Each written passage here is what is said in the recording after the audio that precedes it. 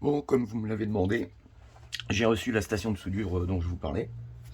Ça a l'air pas mal. Ça a l'air pas mal. Que dire? J'ai fait quelques petits tests là sur le circuit imprimé pour faire quelques soudures. Ça tient bien.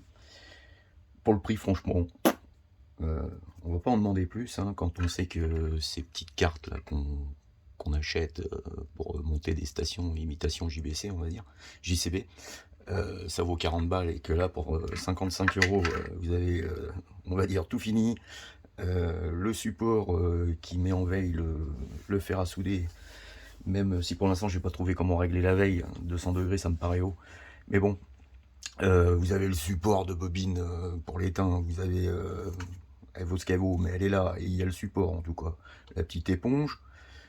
Contrairement au JCB, je trouve quand même vachement plus pratique le rotatif, les 4 mémoires, c'est les vacances.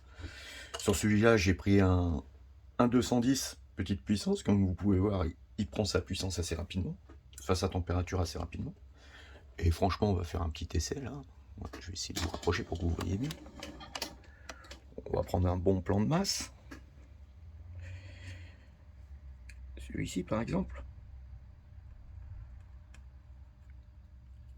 Voilà.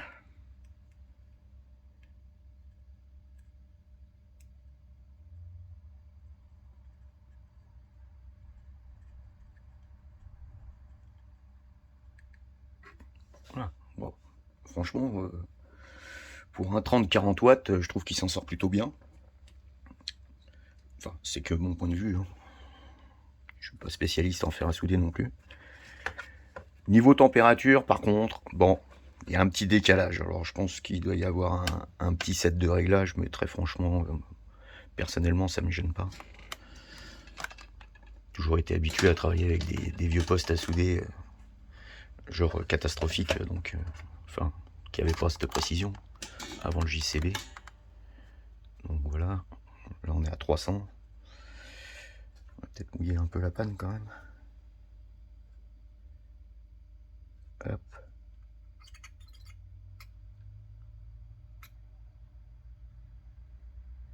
Oh, 3 degrés d'écart, même pas, non, il y a 300. Enfin, en jouant un peu avec les températures, il y a un petit décalage. C'est pas dramatique, mais il y a un petit décalage. Bon, c'est un peu le truc. Niveau des pannes, ils en livrent 3 avec le fer à souder. Alors bon, c'est pas de la panne JCB, hein, faut pas exagérer. Mais franchement, pour le prix, elles ont au moins le mérite d'être là. Pour celui qui débute, il a déjà de quoi faire.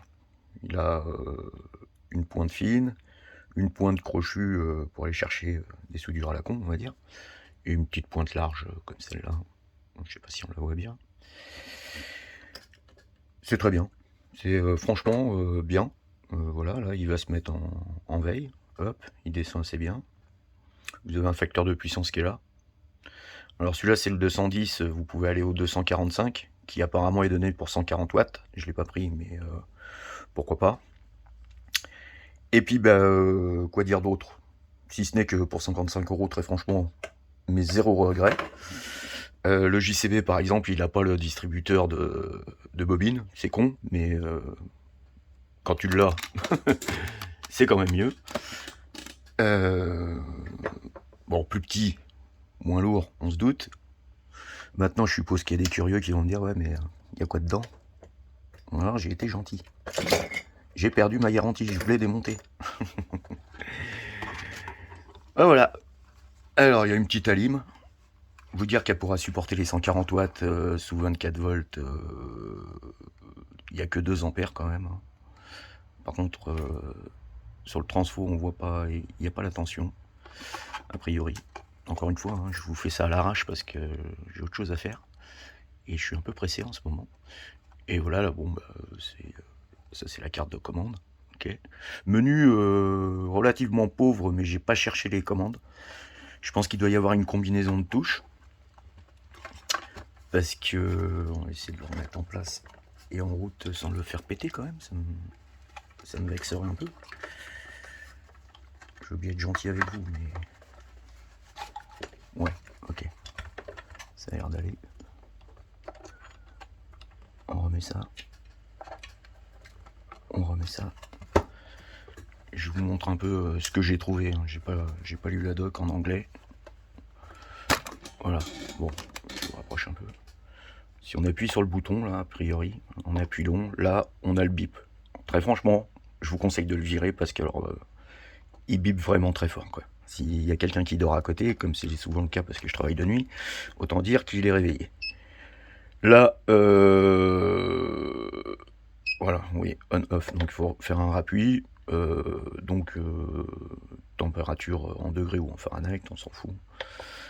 Et point barre. Et point barre.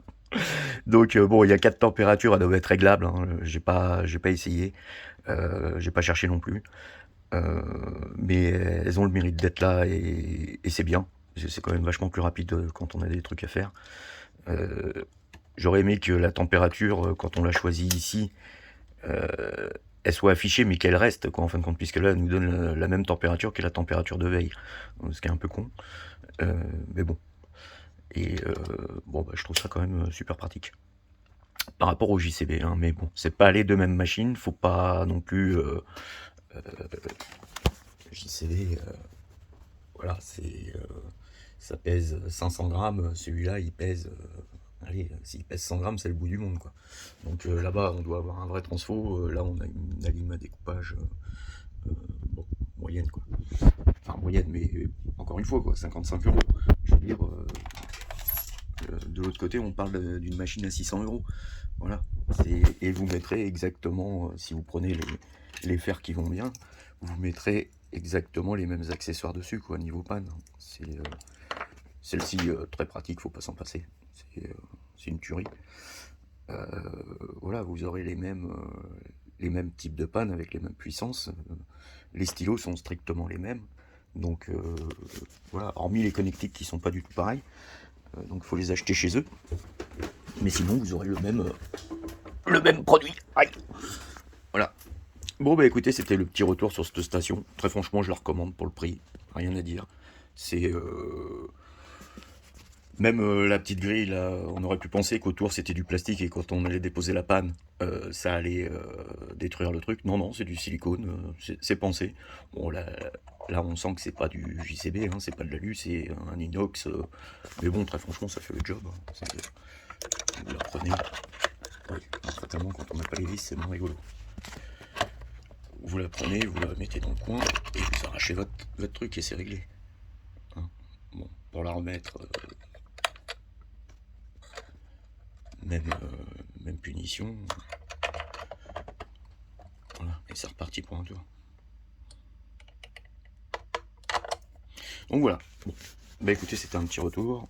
Je vous fais voir quand même sur le truc de près. C'est pas super joyeux, mais on est quand même sur un gros plan de masse. Il fait 30-40 watts. C'est correct, quoi. Voilà. Pour le prix, je le recommande. Allez, bonne journée à tous.